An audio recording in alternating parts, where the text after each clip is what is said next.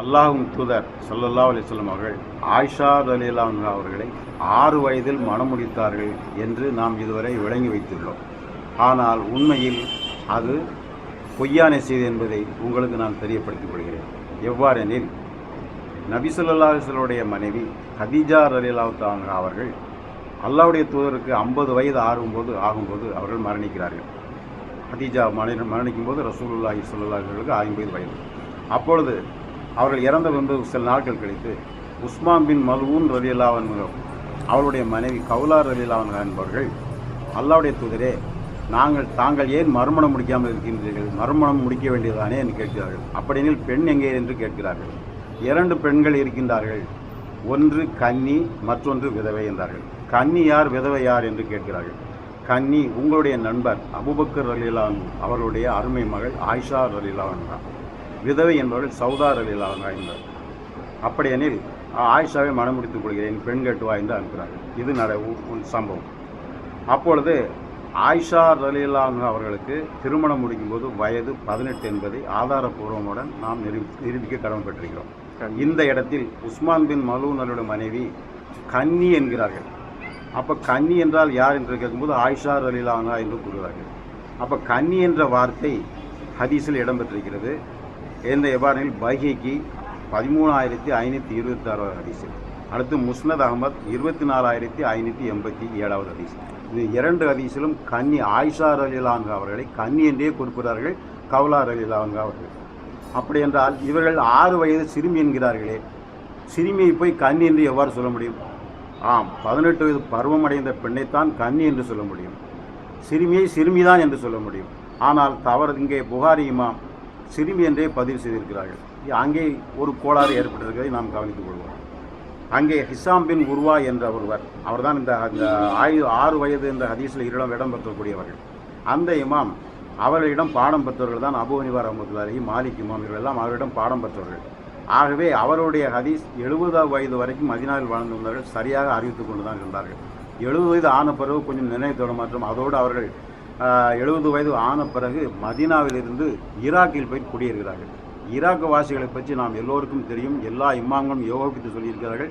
அங்கே 100 ஹதீஸ் கிடைக்கிறது என்றால் 90ஐ புறம் தள்ளிவிட வேண்டும், 10 வைத்து தான் நாம் அதை ஆராய்ச்சி வேண்டும். அதுவும் சரியான ஹதீஸா என்று நிச்சயமாக இருக்காது என்று கூறுகிறார்கள். அந்த அளவுக்கு பொய்யை இட்டுக்கட்டக்கூடிய வல்லவர்கள் ஷியாக்கள் அங்கு தான் இருக்கிறார்கள். இஸ்லாத்தின் முதல் பிரிவு ஷியா தான். இஸ்லாத்துடைய மிகப்பெரிய எதிரியும் ஷியா தான். காரணம், அந்த ஷியாக்கள் அபூபக்கர் ரலியல்லாஹு அன்ஹு அவர்களையும் உமர் ரலியல்லாஹு அன்ஹு அவர்களையும் உஸ்மான் ரலியல்லாஹு அன்ஹு அவர்களையும் யூதர்கள் என்றே குறிப்பிடுவார்கள்.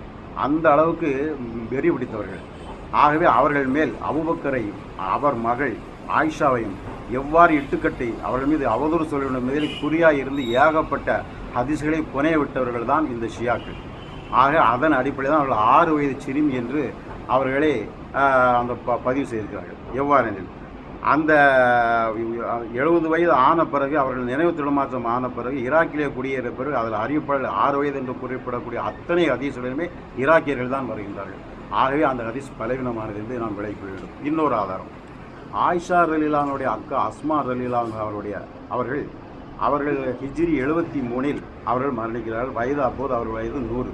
அப்படியெனில் ஹிஜ்ரி 1, அதாவது நபி ஸல்லல்லாஹு அலைஹி வஸல்லம் 53 வயது ஆகும்போது ஆயிஷா ரலியல்லாஹு தஆலா அந்த அஸ்மா ரலியல்லாஹு அன்ஹா அவர்களுக்கு வயது 28. அவர்களை விட 10 வயது குறைந்தவர்கள் தான் ஆயிஷா ரலியல்லாஹு அன்ஹா அவர்கள். அப்போது அஸ்மாவுக்கு 28 என்றால் ஆயிஷாவுக்கு 18. இது ஒரு ஆதாரம், நன்றாக தெரிந்து கொள்ள வேண்டும். இது வரலாற்று ரீதியாக நிரூபிக்கப்பட்ட ஒரு ஆதாரம். இரண்டாவதாக, உகதுகளத்திற்கு தேர்ந்தெடுக்கும் போது 15 யுத்தகலத்திற்கு என்றால் பொதுவாக 15க்கு மேற்பட்டவர்களை தான் தேர்ந்தெடுப்பார்கள். அந்த அடிப்படையில் நபி ஸல்லல்லாஹு அலைஹி வஸல்லம் அவர்கள் ஆயிஷா ரலியல்லாஹு அன்ஹாவை சில பெண்களை தேர்ந்தெடுத்தால் அது ஆயிஷாவும் ஒருவர்.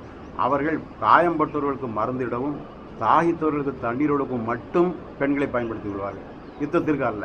இந்த அடிப்படையில் ஆயிஷா ரலியல்லாஹு அன்ஹா அவர்கள் 18 வயது மேற்படி இருக்க போய் தான் அந்த உகது கலத்துக்கும் போது வயசு 20 வயசு அப்போ தேர்ந்தெடுத்திருக்காங்க அல்ல. ஆகவே அன்பானவர்களே, இந்த திருமணம் நபி ஸல்லல்லாஹு அலைஹி வஸல்லம் அந்த முதல் திருமணமே ஆயிஷா ரலியல்லாஹு அன்ஹா தான். அவர்கள்தான் முதல் மனைவி ஹதீஜா ரலியல்லாஹு அன்ஹா இறந்த பிறகுடைய 2வது முதல் மனைவி யார் என்றால் ஆயிஷா ரலியல்லாஹு அன்ஹா கன்னி பெண். அப்போது வயது அவர்களுக்கு 18.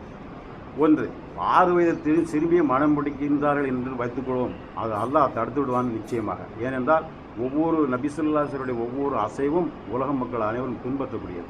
4வது அத்தியாயம் 21வது வசனத்திலே மீசாக்கன் கலீலா என்று கூறுகிறான். உடன்படிக்கை செய்து விட்டீர்கள் என்று கூறுகிறான். நீங்காத உடன்படிக்கை என்று அல்லாஹ் குறிப்பிடுகின்றார். ஆக அந்த உடன்படிக்கை என்பதை பெரியவர்களுக்கு செய்யக்கூடியதான் உடன்படிக்கை, சிறுவர்களுக்கு அல்ல என்பதை நாம் எல்லாம் தெரிந்து வைத்திருக்கின்றோம். ஆக இதன் அடிப்படையிலே அல்லாஹ்வே 6 வயது என்றால் திருமணத்தை தடுத்து விட்டிருப்பான். என்ன நபியை நீங்கள் இவ்வாறு செய்கிறீர்கள் என்று அல்லாஹ் தடுத்து விடுவான். ஆனால் அல்லாஹ்வே அங்கீகரிக்கின்றான். காரணம் அது 18 வயது பருவப்பணி முடிக்கின்றார்கள். ஆகவே அன்பான சகோதரர்களே, இந்த 6 வயது என்பது பொய்யானது, பொய்ச்செய்தியானது.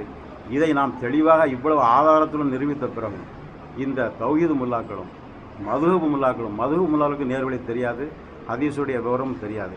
தௌஹீது முல்லாக்களுக்கு நன்றாக தெரியும். அவர்களிடம் எடுத்து சொல்லப்பட்ட பிறகு அவர்களும் ஏற்றுக்கொள்ளவில்லை. காரணம் என்னவென்றால் இவர்கள் சொல்லி நாம் ஏற்கவா என்ற ஒரு அகங்காரம், ஆணவம். அல்லாஹ் 7வது அத்தியாயம் 146வது வசனத்திலே குறிப்பிடுகிறான், நாம் எந்தவித நியாயமின்றி பூமியில் பெருமிடிக்கிறார்களே, இவர்களை நாம் நேர்வழியை விட்டு திருப்பி விடுவோம். நேரான வழி வந்தால் அது தனக்குரிய வழி இல்லை என்று தள்ளிவிடுவார்கள்.